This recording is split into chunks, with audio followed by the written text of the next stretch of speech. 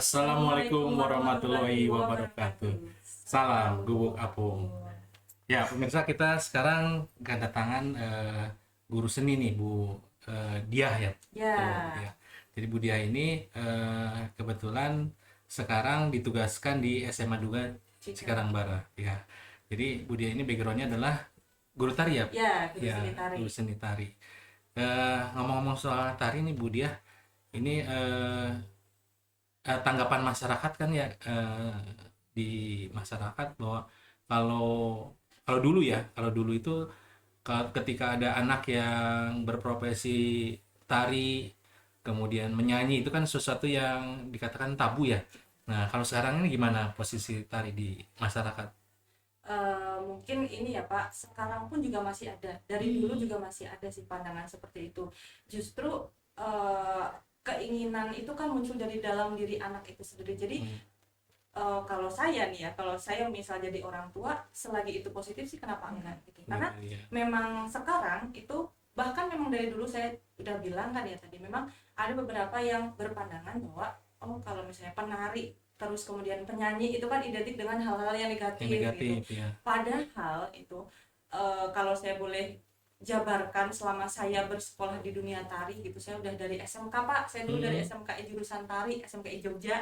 Nah itu juga apa ya namanya tari itu kan memang olah semua Pak, olah rasa, kemudian olah pikir juga itu. Jadi mungkin ini juga mudah-mudahan bisa menjadi pencerahan bagi sebagian masyarakat yang masih memandang bahwa oh tari, penari, kemudian penyanyi itu suatu hal profesi yang Yang negatif. negatif gitu. Padahal enggak. Jadi apa ya?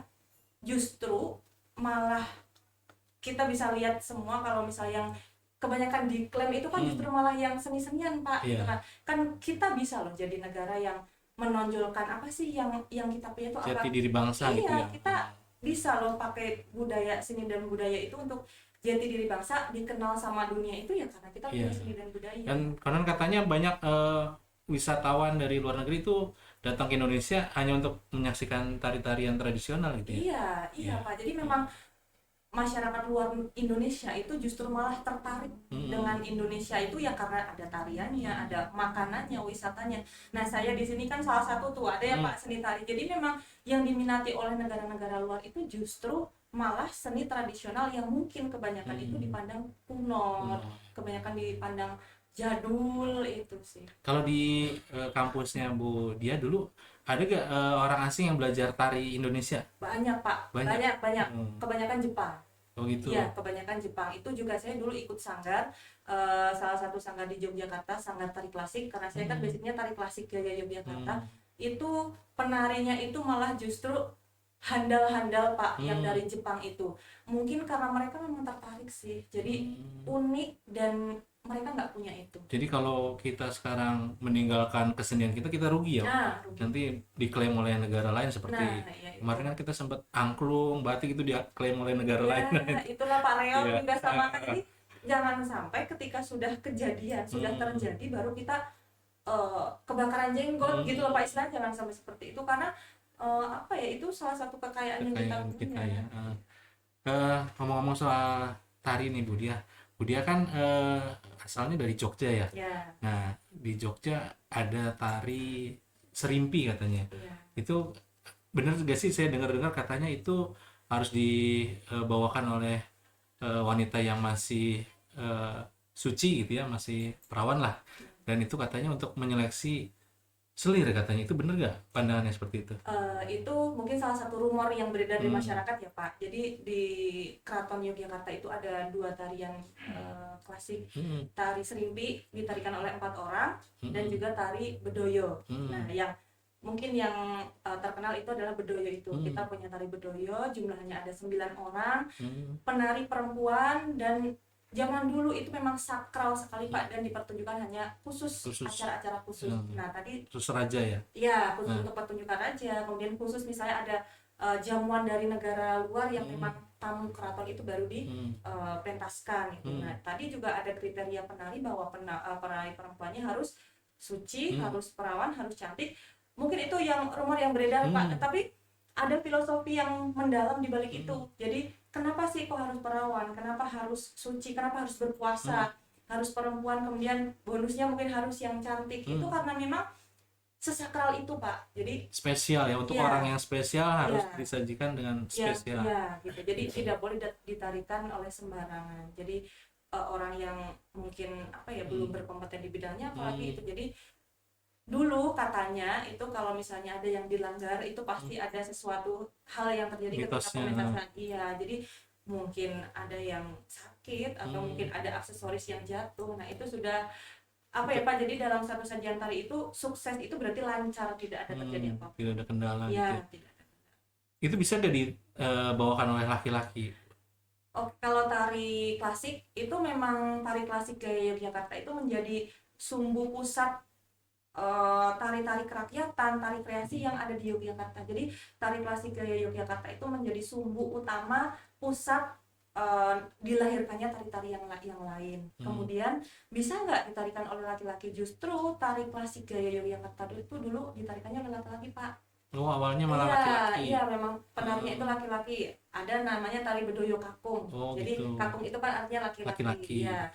Itu tari bedoyo itu dulu ditarikan oleh laki-laki. Kemudian ada juga itu tari klasiknya. Kemudian ada tari kerakyatannya nih Pak. Yang kerakyatan itu kan tari yang dibuat oleh rakyat di sekitaran Jogja. Kemudian terinspirasi dari tari klasik itu banyak sekali tarian yang berangkatnya itu dari tari klasik gaya Yogyakarta, terus penarinya juga laki-laki. Contohnya ada tari kuda lumping, jatilan, itu kan juga ditarikan oleh laki-laki gitu kan. Kemudian tari anggo dari Kulon Progo dari tempat saya itu dulu juga tari laki-laki. Oh, jadi karena tarian itu dulu sakral gitu ya, harus dibawakan oleh yang suci, sedangkan wanita itu kan kadang ada fasenya tidak suci gitu ya. Jadi sebenarnya dulunya itu laki-laki yang membawakan karena laki-laki nggak ada kendala masa fase tidak sucinya itu ya sebenarnya. Kemudian kan memang laki-laki kan memang Pak, yang utama maju gitu istilahnya. Kalau perempuan itu kan kalau zaman dulu itu cuma harus di dapur aja gitu kan ya Pak, yang maju dulu itu kan yang laki-laki. Nah, sama seperti halnya kalau bekerja juga sama, yang ketika bekerja itu yang utama kan laki-laki itu Pak. Perempuan juga sama sih, tetapi pastilah ada sedikit perbedaannya. Sama dulu di tarian juga begitu. Oh gitu. Jadi sekarang udah ada pergeseran ini ya. Sekarang sudah ada nilai lah. Tuh, kalau dulu laki-laki, sekarang kebanyakan perempuan gitu. Malah justru mendominasi. Iya, kalau ada laki-laki yang nari sekarang tanggapan masyarakat tuh kayaknya gimana gitu. Itu dia Pak. Jadi itu salah satu studi kasus yang belum bisa terpecahkan. Paradigma masyarakat itu sudah terlanjur menjamur. Jadi kenapa ketika melihat laki-laki kok identik dengan, mohon maaf ya, LGBT, terus kemudian menjadi seperti perempuan. Nah, itu padahal salah gitu loh Pak. Jadi justru malah dulu yang menari itu pertama kali itu malah yang laki-laki. Yang laki-laki. Dan justru dibutuhkan Pak penari laki-laki itu. Mungkin salah satunya mungkin ini trik gitu ya, mungkin kalau dulu kan zaman penjajahan gitu, supaya tidak kelihatan oleh penjajah bahwa itu perlawanan terhadap mereka, kemudian dibawakan oleh perempuan gitu ya. Seperti itu ada saya dengar kan dulu lagu-lagu seperti keroncong gitu, tari-tarian itu sebenarnya ingin menyampaikan pesan perlawanan gitu ya kepada ketidakbaikan gitu ya. Jadi memang jadi jatuhnya seperti taktik perang gerilya gitu Pak. Jadi ada suatu strategi yang terselubung yang disampaikan melalui tarian itu. Kalau posisi tari tradisional sekarang ini masih diminati nggak di negeri sendiri atau di luar negeri? Kalau tari tradisional masih Pak, masih saya lihat sampai sekarang itu masih diminati, dan justru generasi-generasi sekarang itu sudah mulai ada yang tergerak ke arah sana. Kemudian minatnya untuk di kalangan dunia itu masih terus berjalan. Jadi justru yang dibutuhkan oleh mungkin kedubes-kedubes yang ada di beberapa negara itu, MOU-nya memang malah yang dibutuhkan itu tari klasik, tari tradisional. Kalau nggak salah dulu juga katanya Gusti Nuril ya yang sampai direkam tariannya untuk istilahnya ada di Inggris gitu, ada perayaan apa gitu. Kemudian sampai untuk istilahnya penghormatan gitu kepada pihak sana sempat direkam. Itu betul? Iya betul Pak. Itu jadi memang karena kita itu kan ya itu tadi yang kita punya itu adalah seni klasik, seni tradisional, Jadi justru negara-negara luar itu justru malah menghormati kata melalui itu. Jadi sayang sekali ya kalau bangsa kita mulai meninggalkan hal yang Iya, demikian. iya, Karena sekarang tarian itu kalau di apa ya sosmed gitu banyak kan yang malah income-nya konten kreator gitu ya, banyak iya. yang dari tari-tarian, Iya, nyanyi gitu ya. iya Pak, itu Gitu. malah justru sekarang ini, nah mungkin salah satu untuk melestarikan juga melalui konten itu tadi Pak, anak-anak bisa dimulai digerakkan dari hal yang terkecil dulu, misalnya ayo kita bikin konten tari walaupun hanya cuplikan 1 menit gitu kan, tapi kan paling tidak anak-anak merasakan, mengalami bahwa oh saya pernah menari gitu. Jadi mulai dari kecil itu salah satu upaya juga sih sebetulnya supaya mereka minat dulu, suka Iya. dulu dengan tarian, karena itu tadi Pak, jadi kesempatan kita untuk go internasional itu justru malah dari sana itu banyak sekali kesempatan. Jadi tari itu melatih kecerdasan ya, kecerdasan Iya, apa aja tadi?